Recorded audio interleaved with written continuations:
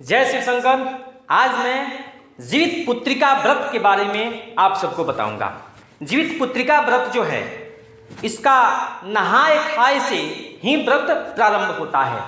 इसका नियम यह है कि नहाए खाए के दिन आप सुबह में स्नान करें, और स्नान आप नदी या तालाब में भी कर सकते हैं और घर पे भी कर सकते हैं, आप अपने सामर्थ्य के अनुसार। और उसके बाद अगर आप नदी में हैं, तालाब में हैं, तो वहाँ पे स्नान के बाद जो झिंगनी तरोई का पत्ता होता है, उस पत्ता पे खरी और तेल मिश्रण करके अपने सास का नाम रख के उस पे रखना है। फिर अपने अजिया सास का नाम रख के रखना है। फिर अपने वृद्ध अजिया सास का नाम रख के रखना है, और उस पे रख करके और कोई भी अगर आपके पट्टी में या अगर आपके घर में कोई है जो नहीं है, उसको भी आप दे सकते हैं खरी और तेल, और उस पत्ता पे रख के और जल प्रवाहित कर दें। नदी और तालाब में है तो जल में प्रवाहित कर दें। अगर नदी तालाब में नहीं है, घर पे आप कर रहे हैं, तो इसके लिए आप किसी पात्र में कटरा या कोई भी जो पात्र है आपके पास, उसमें जल भर दें और उसमें यह काम आप कर सकते हैं।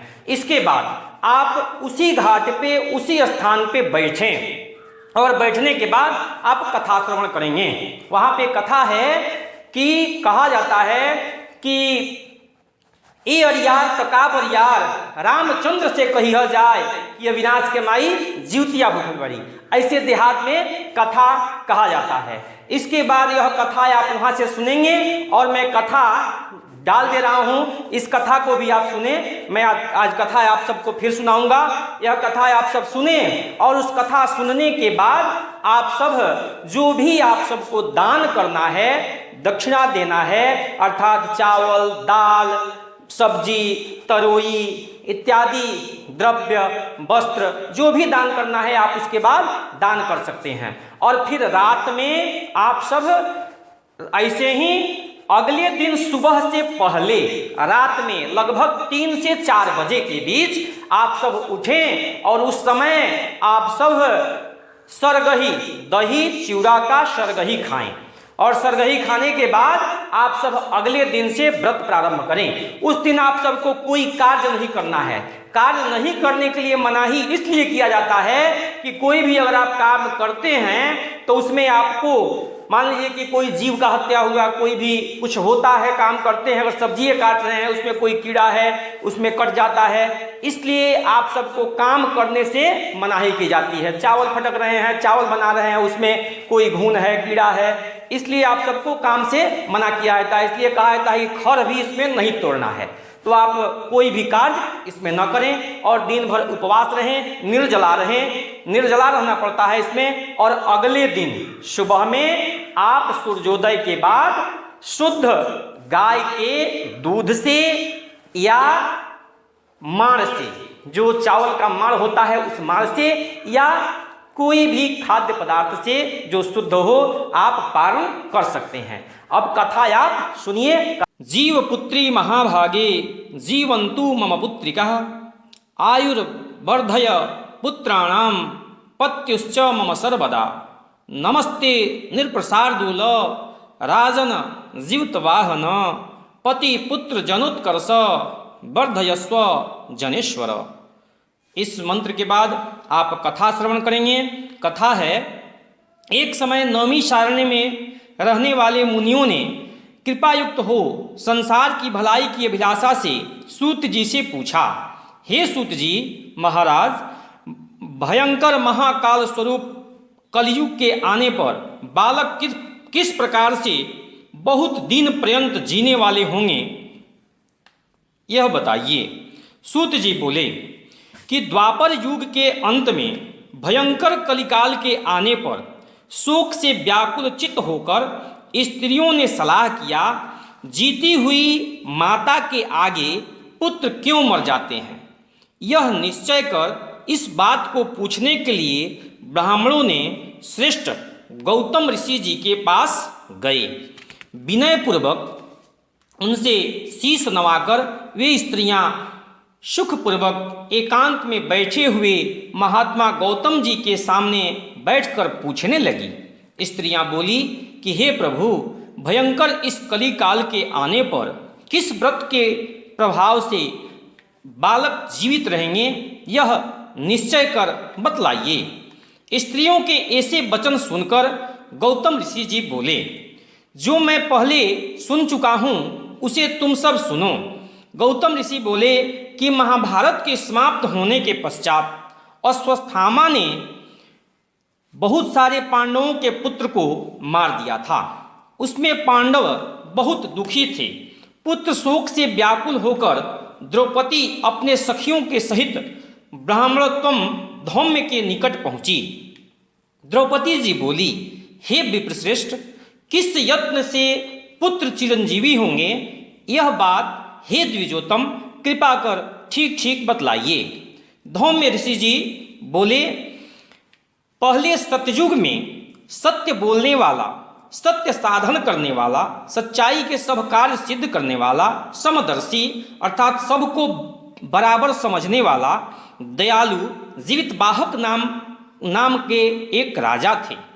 वे बड़े भाग्यशाली। द्रौपदी वह किसी समय अपना ससुराल में गाया और स्त्री सहित वहाँ रहने लगा। जो ऋषि थे, जो जीवितवाहन राजा थे, बहुत भाग्यशाली थे और बहुत दान उपदान भी करते थे। अपने ससुराल में गए, कुछ दिन के लिए रहने लगे।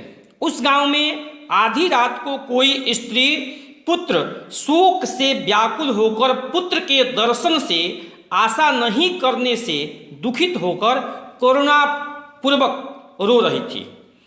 यह रोने की आवाज़ सुनकर जीवितवाहन राजा जो थे वहाँ पे पहुँचे और बुढ़िया को देखे कि रो रही है। हाय हाय, मुझ बुढ़िया के आगे मेरा जवान बेटा मरेगा। उसका इस प्रकार रोना सुनकर राजा का हृदय विदीर्ण हो गया। राजा वहाँ जाकर बोले कि लड़के के मरने का हेतु कहो, क्यों तुम्हारा लड़का मरने वाला है, यह मुझे बताओ। वह बोली कि हे राजन, गरुड़ प्रतिदिन एक पुत्र को खाता है। वह दयालु राजा बुढ़िया के वचन सुनकर बोले कि हे माता, तुम सुखपूर्वक रहो। आज मैं गरुड़ के पास जाऊंगा। मैं पुत्रों को बचाने का विशेष यत्न करूंगा, तुम यहीं पे रहो। यह कहकर निर्भय होकर वह राजा जो जीवितवाहन हैं वहाँ गरुड़ के पास पहुँचे। गरुड़ जो है मांस खाने लगा। उस स्थान पर गया जहाँ पे गरुड़ बैठे हुए थे। राजा का शरीर का मांस जो है गरुड़ खाने लगा। यह अत्यंत तेजस्वी गरुड़ राजा के बाएं भाग का मांस खा चुका। तब दूसरे तरफ के मांस खाने के लिए राजा दाहिने तरफ घूम गए अपने आप। यह देखकर गरुड़ बोले कि आप किस देवता की योनि से पैदा हुए हैं? ऐसा कोई भी दुनिया में नहीं है। इतना दिन से मैं मांस खाते आ रहा हूँ, ऐसा कोई नहीं है जो एक तरफ मांस खा जाए हम और दूसरे तरफ अपने से घूम जाए। आप तो कोई महान व्यक्ति लगते हैं। हे सूरवीर, तुम मनुष्य नहीं हो, अतः अपना जन्म तथा कुल बताओ। यह सुनकर पीड़ा से दुखित हृदय वाले वह राजा बोले कि हे पक्षियों के राजा गरुड़, आप अपने इच्छानुसार भोजन कीजिए और ऐसा प्रश्न मत कीजिए। यह सुनकर गरुड़ भोजन करना छोड़ दिए और आग्रह से राजा का जन्म और कुल पूछने लगे। राजा बोले कि मेरी माता सभ्या और पिता शालिवाहन हैं। मैं सूर्यवंशी जीवितवाहन नामक राजा हूँ। राजा के इस प्रकार की दयालुता देखकर गरुड़ शीघ्र बोले कि हे महाभाग, जो तुमको अभिलाषा हो वह वर मांगो। राजा बोले कि हे पक्षिंद्र, जो आप मुझे वर देते हैं तो मैं आपसे मांगता हूँ कि यहाँ जितने पुत्रों को आप, जितने मनुष्यों को आपने अभी तक खाया है वे सब जीवित हो जाएं। हे प्रभु, फिर आप मनुष्यों को मत खाइए, यही मेरी प्रार्थना है। और यहाँ पैदा हुए बहुत दिन तक सर्वदा जो भी व्यक्ति है जिए, ऐसा मैं आपसे मांगता हूँ। धौम्य जी बोले, आनंदपूर्वक ऐसा वर देकर पक्षी के राजा गरुड़ स्वयं राजा के काम के लिए नागलोक प्रवेश किए। राजा के कहने पर कि जितने भी बच्चे हैं, जितने भी मनुष्य हैं आपने खाए हैं उसको जीवित कर दीजिए। उस सबको जिलाने के लिए गरुड़ जो है नागलोक गए। नागलोक में जाने के बाद वहाँ से अमृत को वहाँ से लेकर के आए और हड्डियों के राशिभूत पर मृतकों के शरीर पर उस अमृत की वर्षा चारों तरफ किए। जितने भी खा करके हड्डी छोड़े थे उस पर वर्षा किए अमृतों का। बाद में राजा की कृपा तथा गरुड़ की प्रसन्नता से वहाँ पर पहले से मरे हुए सब मनुष्य जी गए और राजा का शरीर भी दुगुना शोभमान होने लगा। राजा की दयालुता देख गरुड़ फिर बोले कि संसार की भलाई के लिए दूसरा यह वर देता हूँ कि आज अश्विनी मास के कृष्ण पक्ष में सप्तमी से वर्जित शुभ अष्टमी तिथि है। उस शुभ तिथि में तुम प्रजाओं के जीवन के समान हुए हो, अतः हे वत्स यह दिन ब्रह्म भाव को प्राप्त होगा। दुर्गा के मूर्ति भेद से प्रसिद्ध और तीनों लोक में पूजित अमृत के लाने में स्मृत यही जीवित पुत्रिका होगी।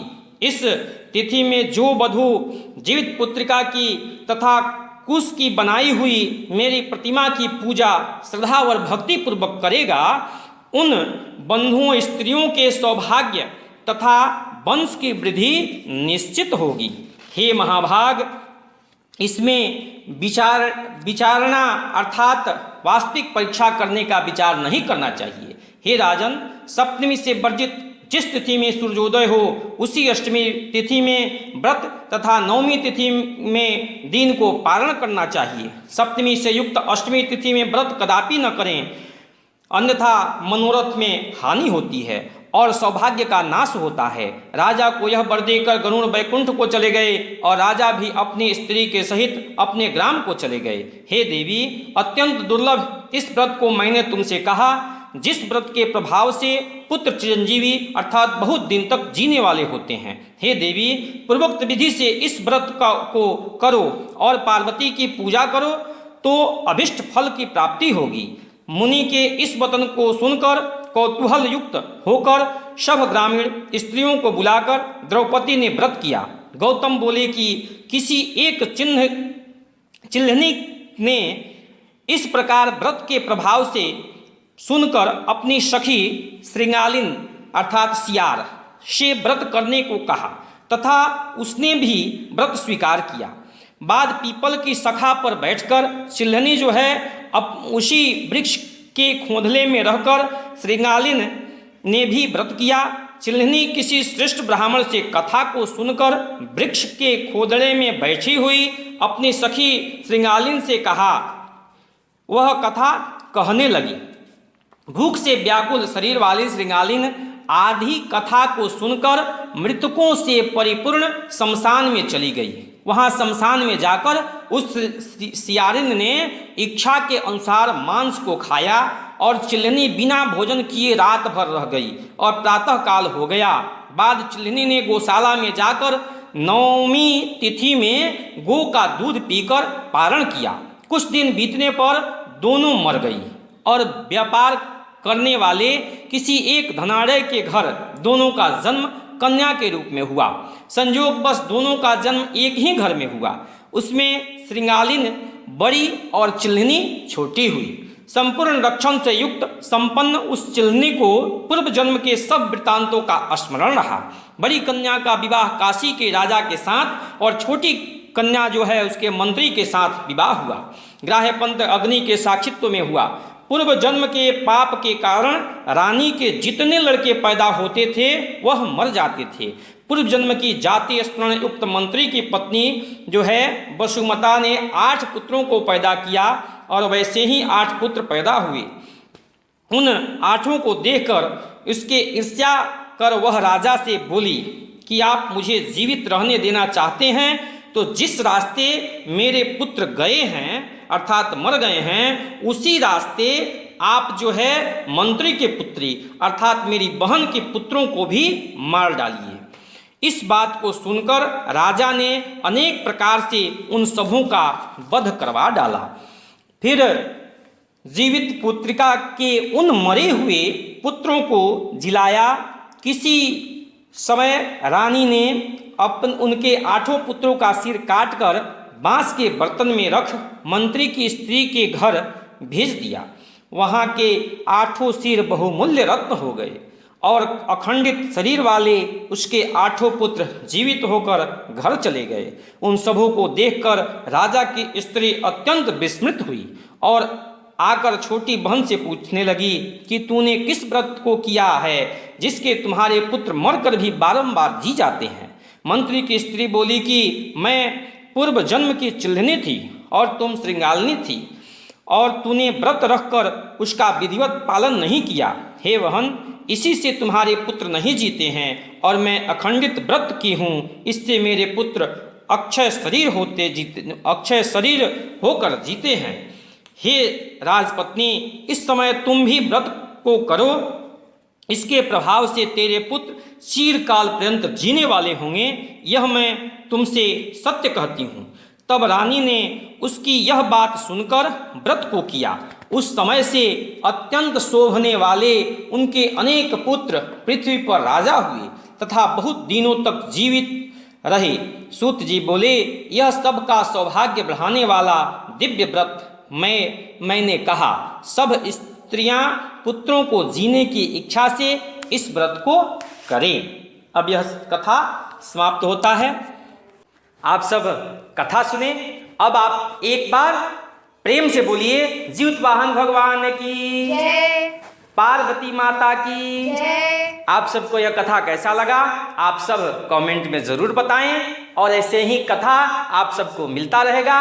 अपने इष्ट मित्रों के पास आप सब शेयर करते रहिए। आप सबका कार्य सब शुभ हो, आप सबका पुत्र जो है चिरंजीवी हो, चिरकाल तक जिए। जीवित वाहन भगवान की जय।